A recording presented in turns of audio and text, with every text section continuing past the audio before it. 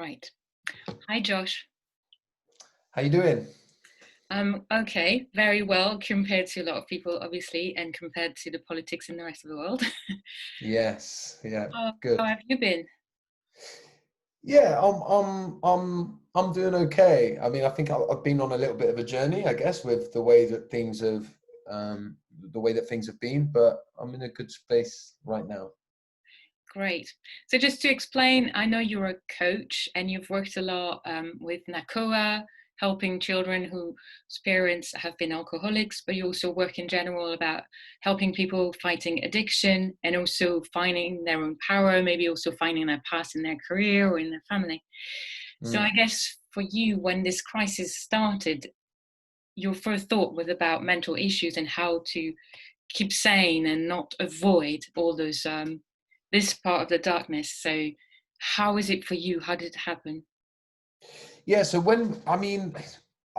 I recognize firstly that when the lockdown period was about to come in, that I was doing a lot of kind of avoiding it myself. So I was kind of not allowing myself to acknowledge the full extent of what we was experiencing, which is, I guess, in a way quite ironic because everything that I teach is about making sure that we acknowledge and accept our feelings. So once I fully acknowledged it, then I think as human beings, one thing that we're very good at is being able to adapt, but sometimes we can do that in unhealthy ways. And I think, very quickly my work's gone online. I've been doing a lot of the organizations that I work with, I've been delivering stuff online. Um, and I've certainly seen a lot of people that feel that they are kind of emotionally going through something quite major as a result of what we're experiencing. And so what was your response? So now you have a YouTube channel, you have different channels actually to express and receive other people and share those ideas. So how did it come about to you? You were saying you were avoiding it, and was there a moment where everything shifted? Well, I guess the moment that it shifted for me is when one of the organizations, one of the companies that I work with said, can you start delivering what you were delivering in person? Can you deliver it online? And can you do it now, like very quickly? So that's when I recognized that there was a need, I guess, to be able to do something. And I've used the platform that I've kind of established over the last few years across all of my socials, particularly, I guess, Instagram, Twitter, LinkedIn, YouTube, and Facebook as well. So I just decided, my first thought is that people are going to be consuming a lot of content. And a lot of the content out there at the moment is, driven by a sense of fear and a sense of worry and concern and stuff like that. So I just wanted to try initially to hold fort for the other side, to try and find ways to put out content that's going to be more healthy for us as people. So how does it work for you? Do you do one-on-one coaching, and how do you get people to understand that actually, fear is only in your head, and you should always focus on what you can control, what you can change, which is Mm. obviously the main theme of our podcast as well. So how does it work? Is it mainly through those channels, or you also do one-to-one? So a lot of the organizations that I'm working with, I'm delivering. So currently at the moment, I'm probably delivering 3 or 4 webinars a week. One of the companies that I work for example, is Dyson. And currently with Dyson, I'm delivering a webinar that has up to 100 people in there. And it's interactive. It's built around the idea of emotional resilience. But when I talk about resilience, I'm talking about not this idea of just being able to keep showing up, but this idea of understanding our feelings, what they mean, where they come from, and then making sure that we're able to communicate that. So that, I have a framework that I teach within that webinar that is fully based around the idea of making sure that we connect with the things that we can control, so that we can control those controllables, particularly in the ways that we feel. What have you come across the most, maybe personally, but also with your surrounding and the people you're working with? Is it the fear of the disease itself? Is it the insecurity, the lack of understanding, the loneliness, the loss of your project, belongings, businesses? What is for you what you've seen the most deeply? So I think most of the things that you've just said there are what people are actually vocalizing. So people are talking about a fear of, a fear of COVID-19, but then a fear of job security and all of these different fears that come with it. However, what I actually believe is that there's something a little bit deeper going on. And what I believe that is, um, I think a lot of us spend our lives, generally speaking, finding ways to avoid our difficult emotions, whatever that is. But we find ways to get busy so that we never have to sit too still and experience some of the emotions that we push down and bury. And so I think what's happened in the lockdown period is we were forced to stay at home. And a lot of those mechanisms that we used as a way of escaping our emotions were taken away from us. And actually, I think what's happening for a lot of people is old emotions, are bubbling up to the surface, and we don't have a way to escape them. So I actually think that's more of what's going on, but I don't think many people understand that that's what's going on. And what I predict from that, both with individuals and organizations, is that as we progress into the next phase and we start to head back to normal, whatever normal is going to look like, is people will still be feeling the kind of emotional overwhelm that they're feeling now, but they'll be feeling it when they're in their new normal. And so they won't be able to attach it to the idea of lockdown. And I think in 2 or 3 months' time, as a result of that, we're going to see a lot of people that are struggling and they don't know why. Hmm. Actually, a lot of experts have been vocal about the fact that the COVID-19 is soon going to turn into a mental health crisis. Mm, A lot of coach respond by telling you to be extremely positive, to recite mantras about how much you love yourself, etc. I know what I think is interesting in your work, because obviously I've listened to your videos a lot over the years because I've met you last year, and I knew of your work. Is that it's also like it's almost the same thing to be completely positive, and it's just another way to refuse to connect with what you really feel.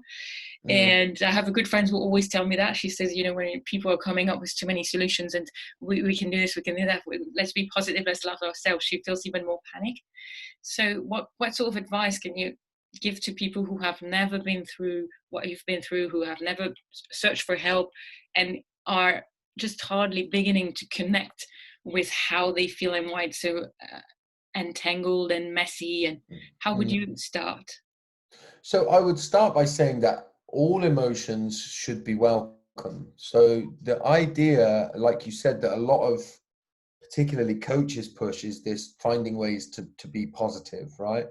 Um, I think that's problematic if it's at the expense of how we truly feel, right? There's actually a term, spiritual bypass. You may or not have heard of it. They're kind of like this, it's kind of entwined in toxic positivity too. This like over reliance on pretending that our true feeling doesn't exist and masking it with some kind of positivity, right?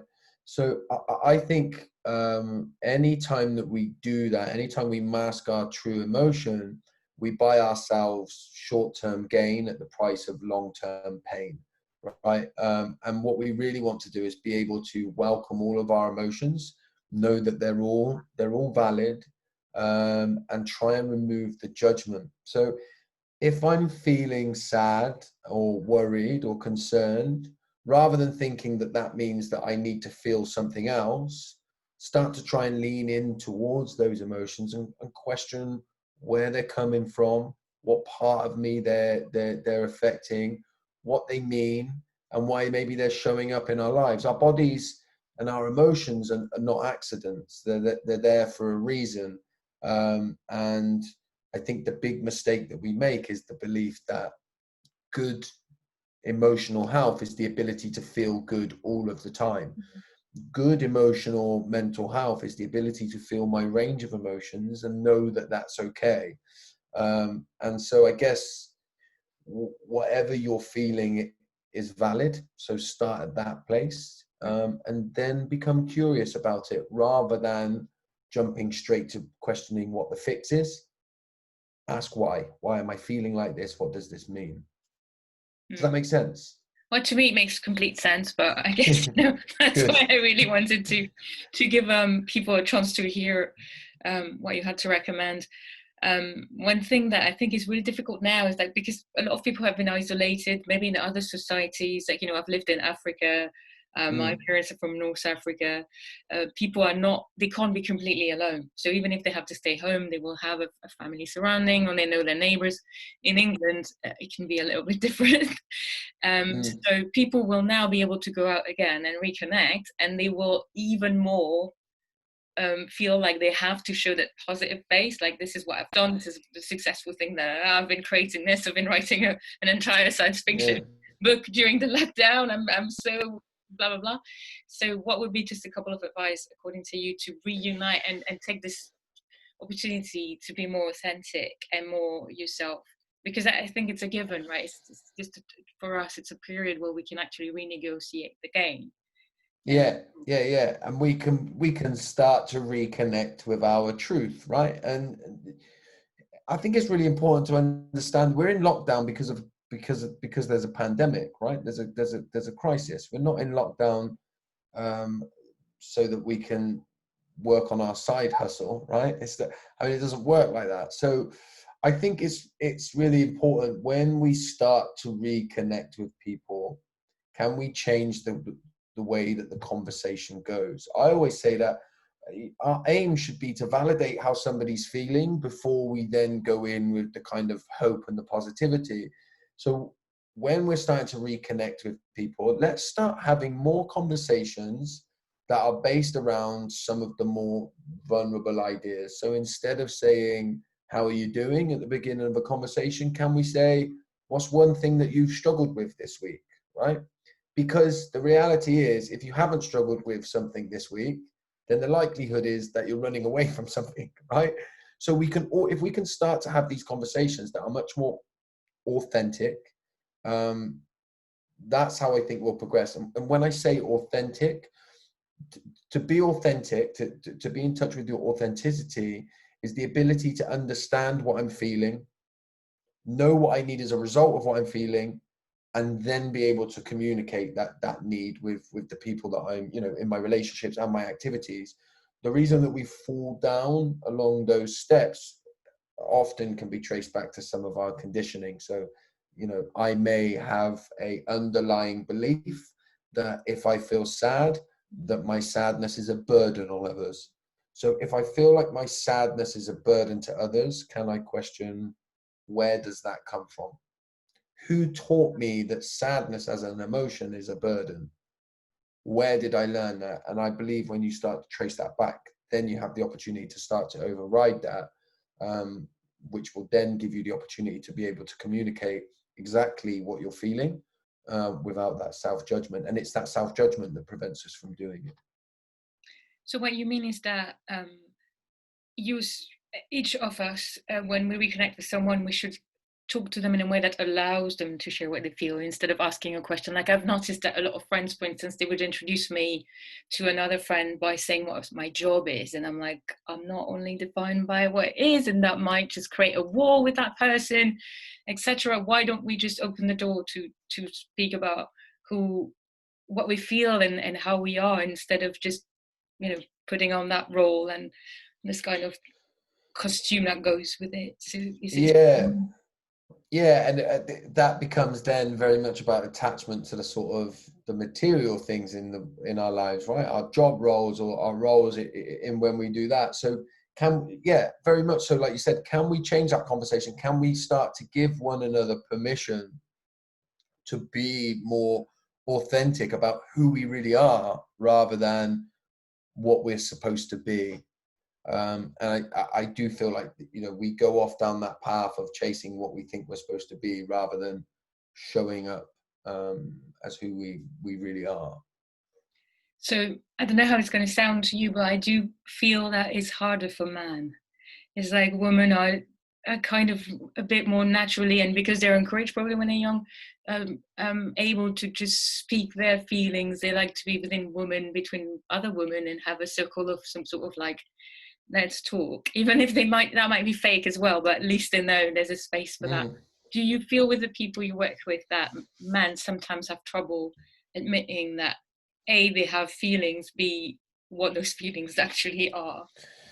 Yeah, when it comes to the difficult emotions and the feelings, I think men do struggle, right? Men are in Western society, at least, we're supposed to be tough, we're supposed to be strong, we're supposed to not show any kind of emotion. So if we're sensitive or emotional in any way, then we will be taught and learn to suppress that, and show up as something different. So then once we create those characters, it then becomes difficult to peel back those layers.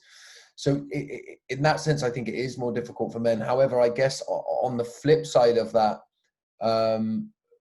if there's in Western, I'm speaking in Western culture here, there's some ideals and some roles that our society believe women should fit into. And I think if as a woman you don't fit into them, my 3-year-old daughter is a very strong, she's nearly 4, she's very strong, very clear and direct in what she wants.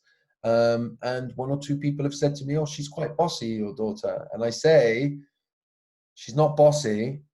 She's just a girl who happens to be strong-willed. And I can almost guarantee you, if she happened to be a boy, they would say, "Good, strong lad you've got there." Yeah. So, I mean, if I wasn't awake to that, I might start saying to my daughter, "Stop being bossy," and then she'll grow up hiding that part of herself and feeling like her assertiveness, which is an amazing quality of hers, is something that should be suppressed. So I think there's different things for different genders in our society, but I do think the kind of difficult emotional side certainly is one that men, often will find struggle with, communicating.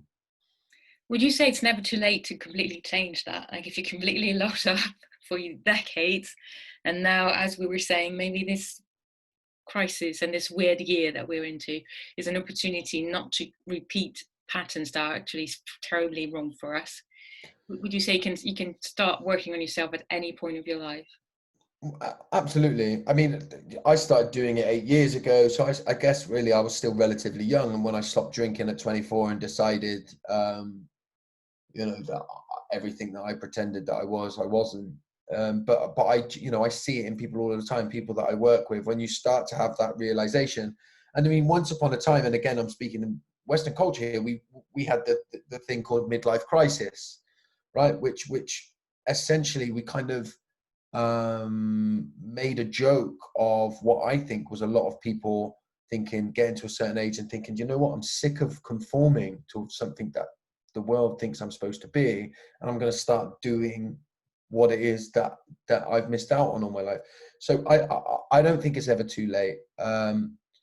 And I recognize how difficult it may be if you're within a family, because if you're married with children and you've gone into that marriage and had children based on a certain character that you've been playing all your life, there's going to be a huge fear about coming out and changing that character and becoming closer to who you are. So when we're part of a family, it does have to, in a way, become more of a family change. Everybody has to be aware of what's going on and kind of buying into it.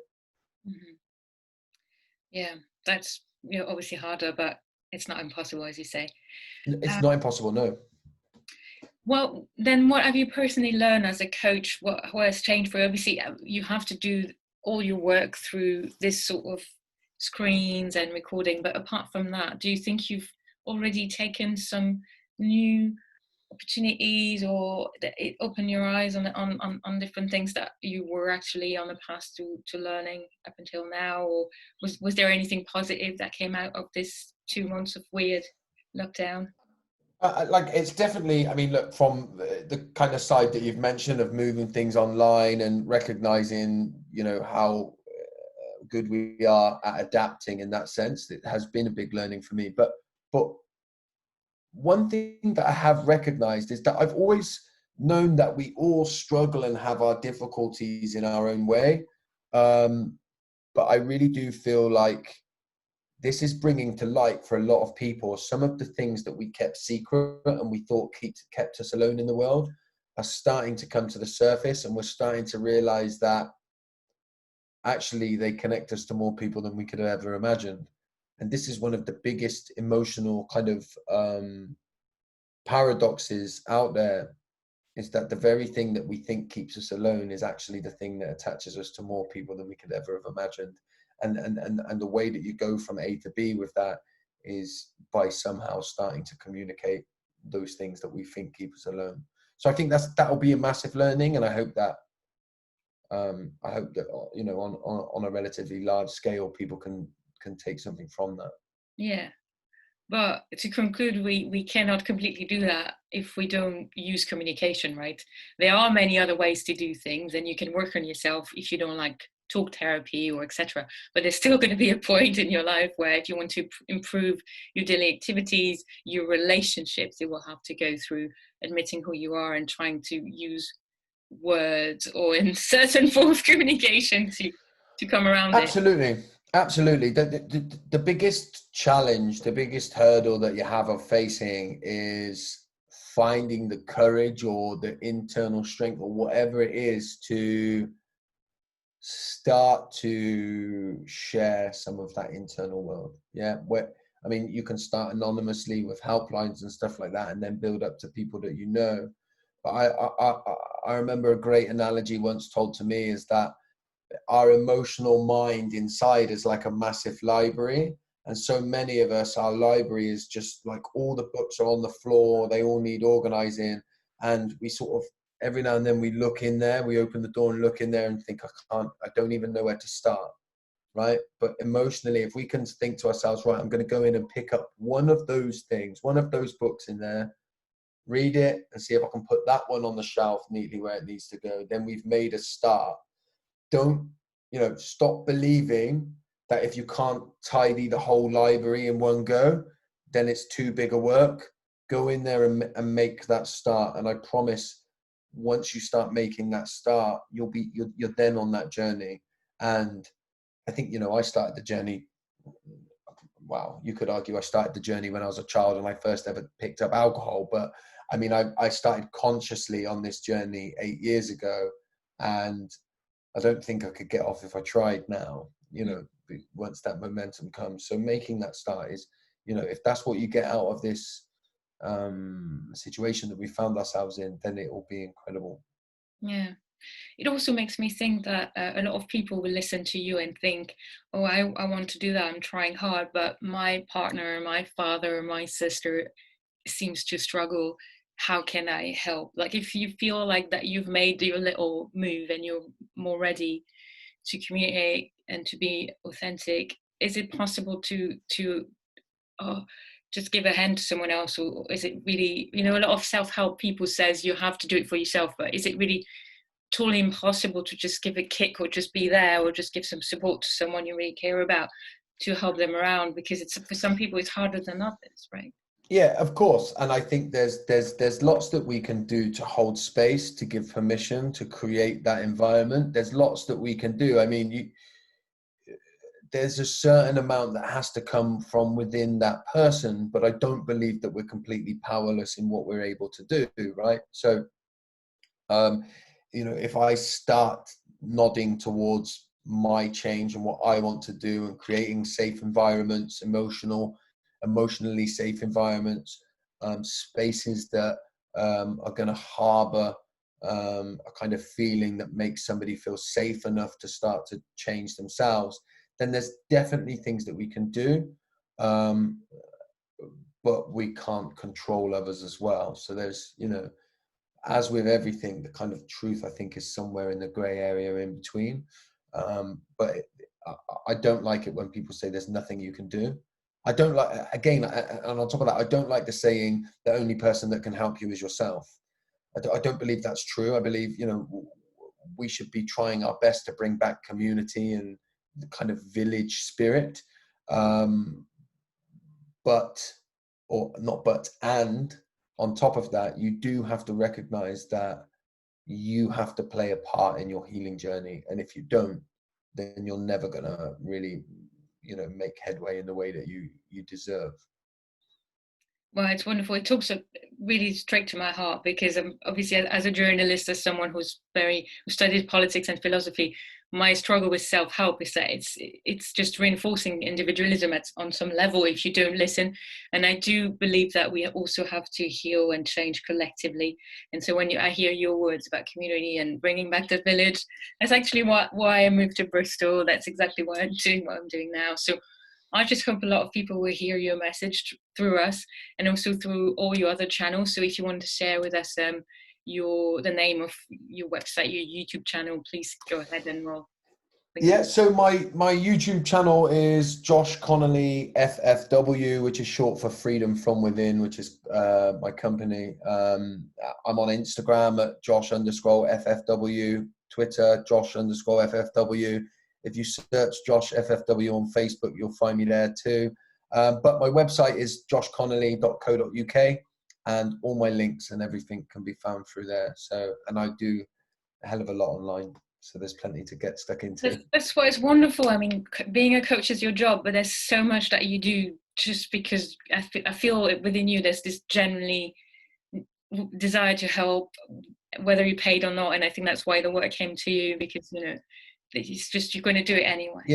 Yeah, and that's it. And that's so much of, what I do is based on my passion. It's part of my purpose, and it feeds into that, that community that we spoke about, that you've just spoken about there. And we've lost that in Western society.